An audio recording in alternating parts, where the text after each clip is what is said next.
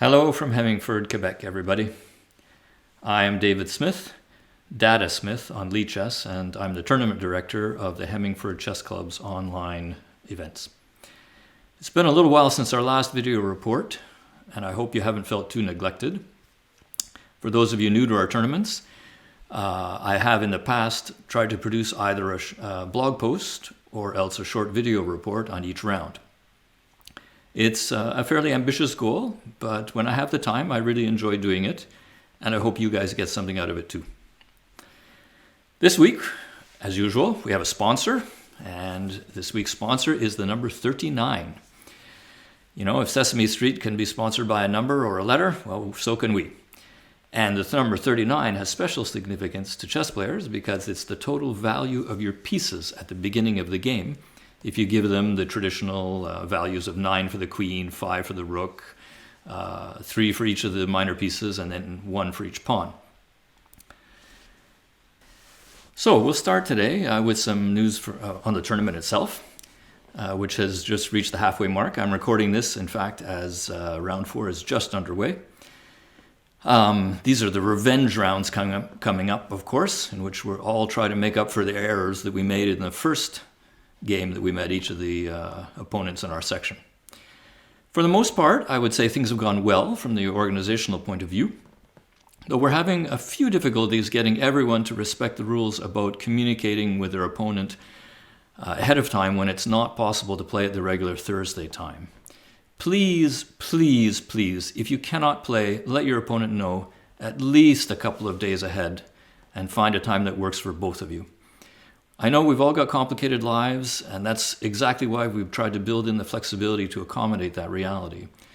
But there's really no excuse to leave your opponent to show up on Thursday ready to play only to find that you're not there, or get a last-minute message saying you're not available. All right, so that's the nagging part of the video. We can go on to some chess content now.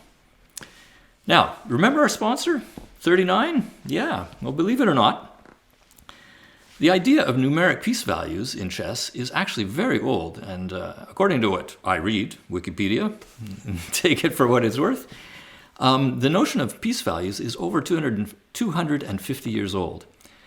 Ironically, this is in a game in which numbers don't actually play a large part. We're not baseball after all, and nobody really cares who holds the record for the most number of games in which a player got a knight to f5, or knows the date that Magnus Carlsen captured his 10,000th pawn.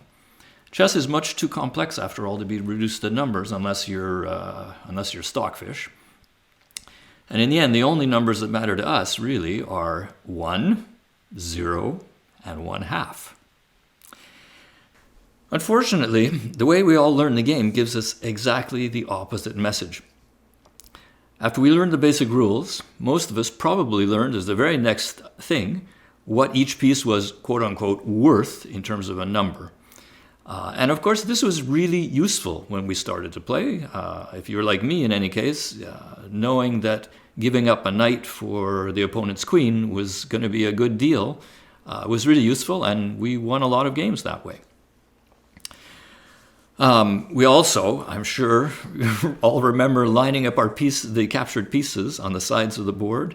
So matching the bishop that I lost with the bishop that I captured, the knight that I lost with the knight that I captured, and then using that lineup to see who was winning the game based on what was captured rather than based on what's left on the board.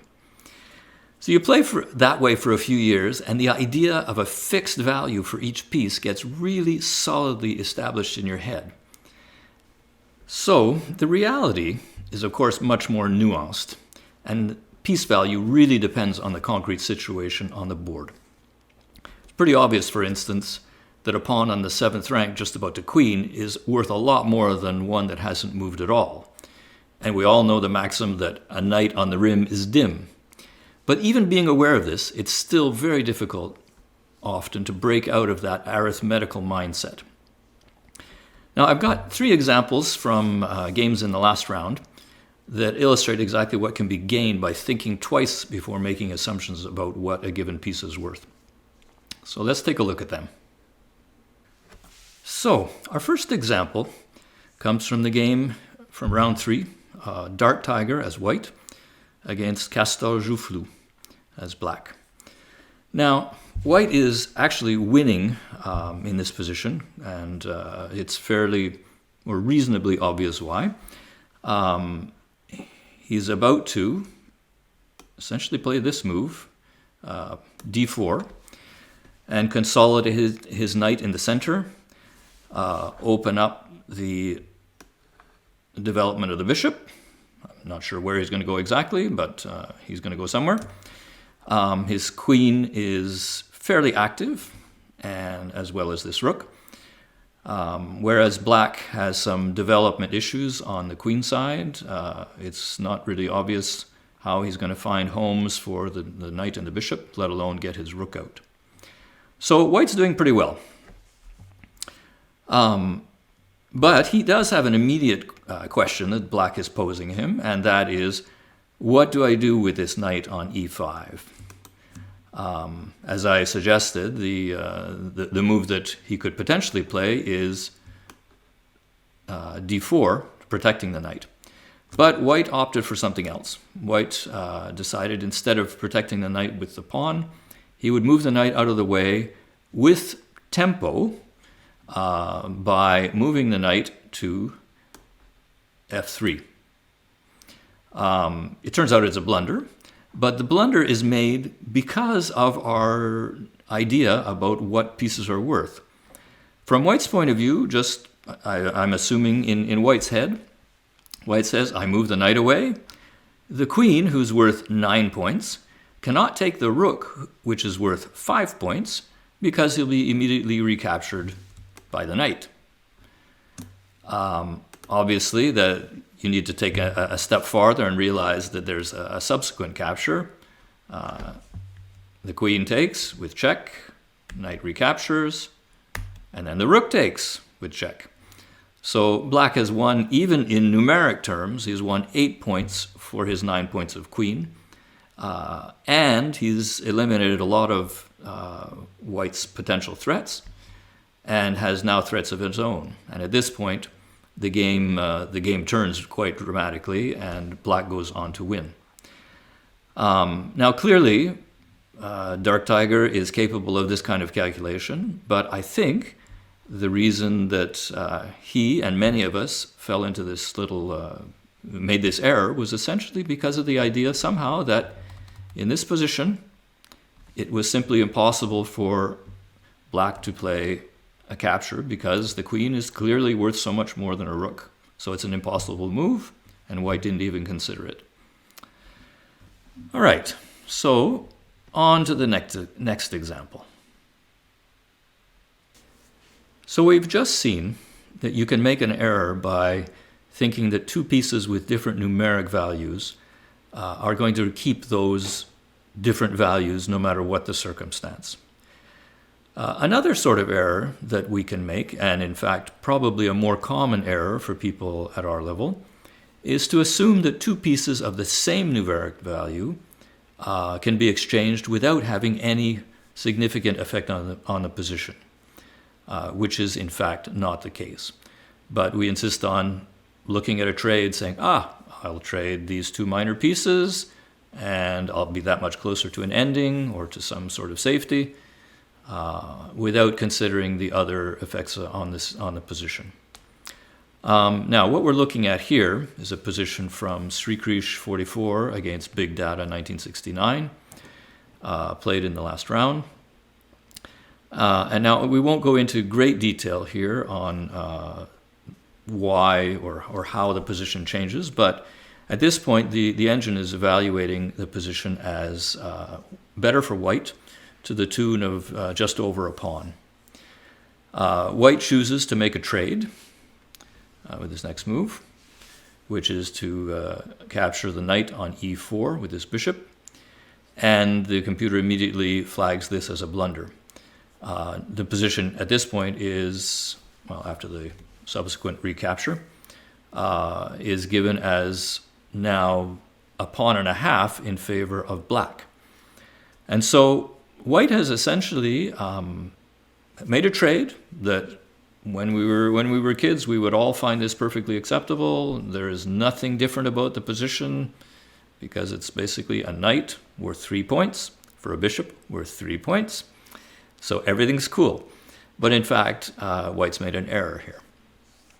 Now, of course, it requires, to understand the error, it requires that white be able to calculate what's going to happen subsequently, and in the event, it turned out that this was not a fatal error for the game, in that black had the same troubles in calculating the perfect path to taking advantage.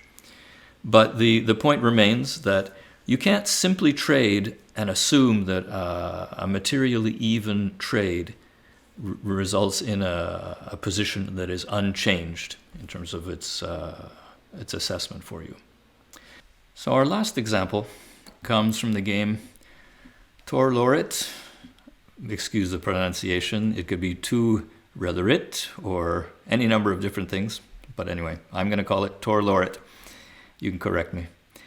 Playing the white pieces against Mr. Pithers playing the black pieces. And here we have a situation that looks pretty even. And in fact, if you ask the engine, it turns out that this is exactly even in this position. But it's also true that black has been under a certain amount of pressure for most of the game. And perhaps that psychological pressure contributes to the decision that black makes here. Because black's next move turns out to be a blunder, in which he is offering a trade of queen for queen.